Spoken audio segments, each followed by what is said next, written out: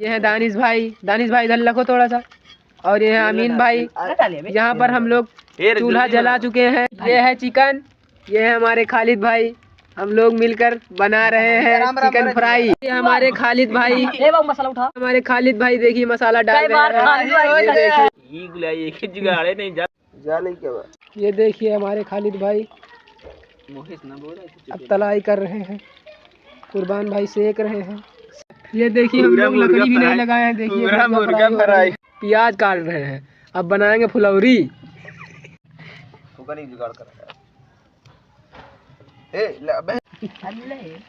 रोजन तो बना ले। हाँ वो कटोरों के दिखाया जाए इसका क्या भाव पूरा गाना गाऊंगा तभी जमे ना रे।